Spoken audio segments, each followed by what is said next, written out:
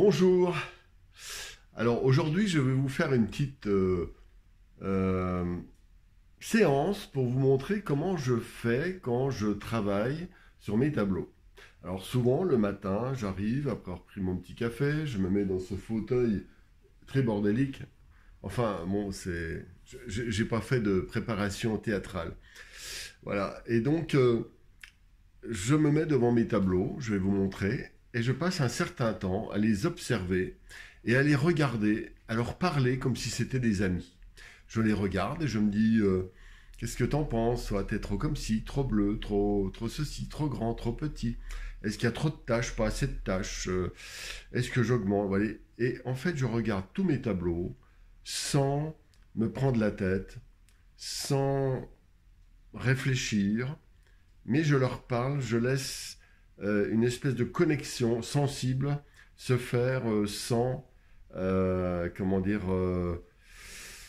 en essayant de faire appel à des forces inconscientes très fortes que nous avons tous. Voilà, donc, voilà comme je fais. Je les mets devant mon chevalet. Voilà, je tourne. Voilà.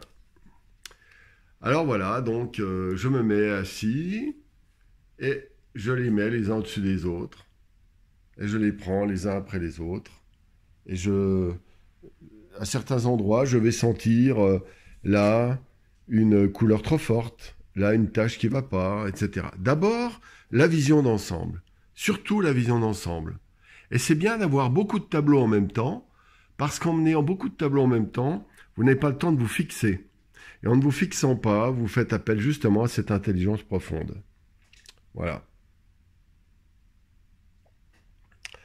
Donc là, qu'est-ce que je vais faire?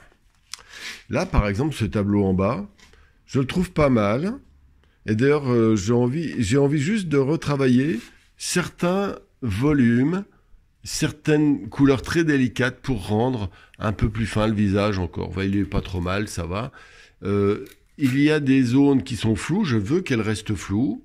Voilà. Par contre, les pieds méritent d'être retravaillés, là aussi.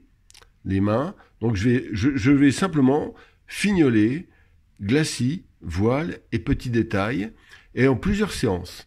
Voilà. Et je voudrais surtout rendre ce visage encore plus doux. Et l'intégrer un tout petit peu mieux dans le paysage arrière, peut-être par 2-3 petites taches. Voilà. C'est juste une petite réflexion. Alors celui-ci, il est récent, je viens de le faire.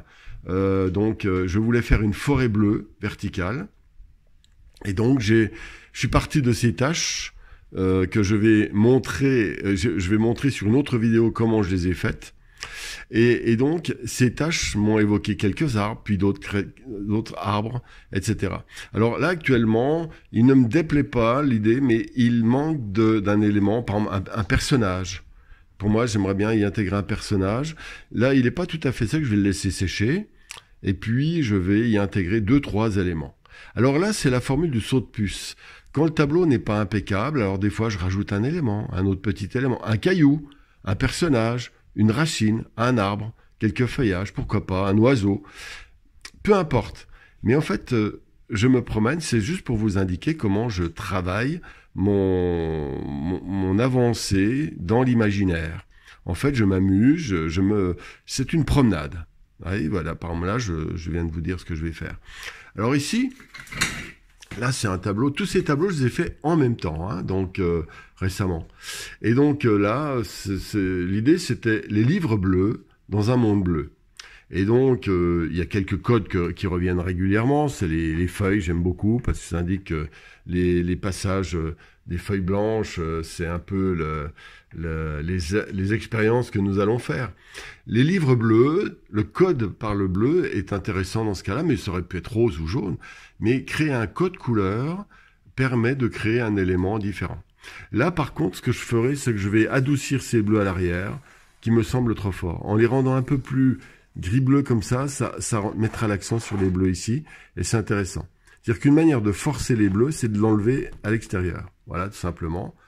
Et puis, petite précision, peut-être un marque-page qui va sortir, des petits détails vont s'ajouter, mais là, je ne sais pas encore. Et vous savez, quand on ne sait pas, eh bien, on attend, tout simplement. Alors, celui-ci, il est bien avancé. Il est un peu lourd. Je voudrais alléger ça, donc je vais travailler surtout glacis, voile, détail. Je ferai une vidéo bientôt uniquement sur ce sujet, glacis, voile et détail. Là, c'est pareil, il faut repréciser certains détails, mais pas partout. Je vais les reprendre sur ce livre ici, mais sans doute pas ici un tout petit peu, puis peut-être qu'il va y avoir des flous. Mais donc, je pense gérer ça de telle sorte que le tableau donne l'impression d'être traversé par la lumière.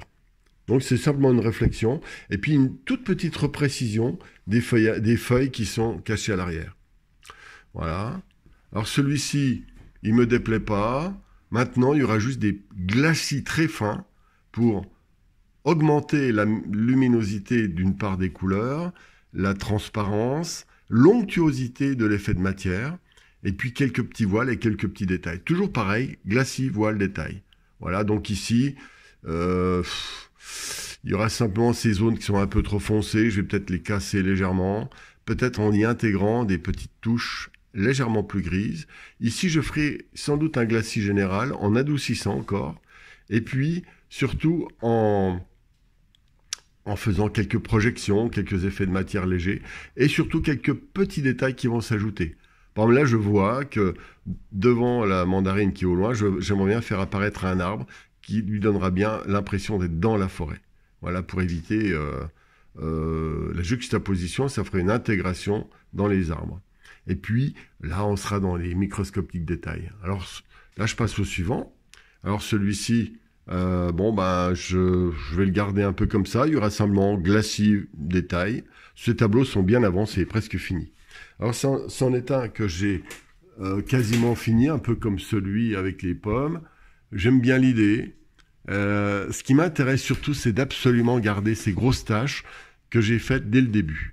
Voilà, parce que c'est cette juxtaposition de la brutalité de la matière brute, justement, avec des éléments très détaillés qui m'intéressent.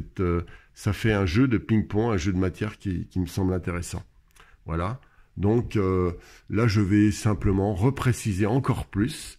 Je vais augmenter la précision ici.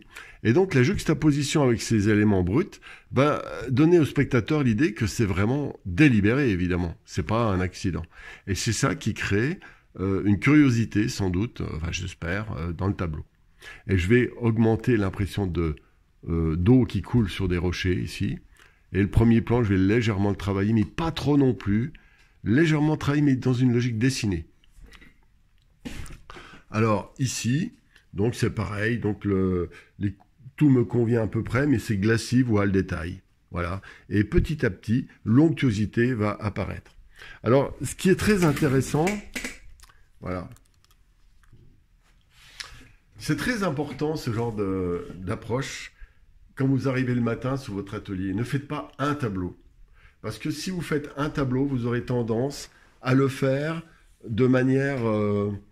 vous serez fixé sur le tableau, votre tête va trop travailler. Alors qu'en zappant, comme je viens de vous montrer là, on ne peut pas se fixer sur un tableau, j'en ai montré 8. Donc, on zigzague, on se promène, et il y a un lâcher-prise, une légèreté, et puis on peut faire juste quelques petites touches sur un tableau pour débloquer, voilà. Et puis on passe à l'autre, C'est ce que j'appelle les séances chez le dentiste. J'amène mes tableaux chez le dentiste. Voilà. Bien, écoutez, c'était juste une petite remarque sur comment préparer une séance pour que votre imaginaire soit au maximum, en phase avec l'ensemble des travaux que vous faites. Surtout, faites plusieurs tableaux en même temps. Ça, c'est important, je pense, pour ne pas, pour garder une légèreté. Voilà. Et puis, quand on fait ça, il y a un travail inconscient qui se met en place, qui est très, très, très profond et qui ressort de manière intuitive. Et quand vous faites votre exécution ensuite dans l'exécution du tableau, eh bien, ça se fait inconsciemment, naturellement. Vous ne saurez pas pourquoi, mais vous arriverez à faire des choses, assez justes, inconsciemment, voilà, intuitivement. Ça, c'est ça qui est très, très, très agréable dans l'art. C'est quand ça passe pas par la tête, mais que ça passe par le feeling direct. Voilà. Bien, ben, n'oubliez pas de vous abonner si si cette vidéo vous a intéressé et vous a servi. N'hésitez pas à commenter aussi, c'est important, j'essaie de répondre. J'étais en dessous de tout, on m'a écrit énormément de messages, j'ai pas pu répondre à tout d'une part. Et puis autre part, ceux qui sont adressés à mon site internet, je ne savais absolument pas où les messages se mettaient et j'en avais 110 auxquels je n'ai pas répondu. 1000 pardons si c'est quelqu'un parmi vous. Voilà. Donc, à bientôt. Et puis, si vous voulez recevoir la newsletter pour être informé de toutes les nouvelles vidéos, des expos, des stages, etc., eh bien, et puis des formations, eh bien, vous pouvez vous inscrire à s.loisan@gmail.com. Vous pouvez le voir en dessous de la vidéo. Voilà, bien, bonne journée et bonne pratique.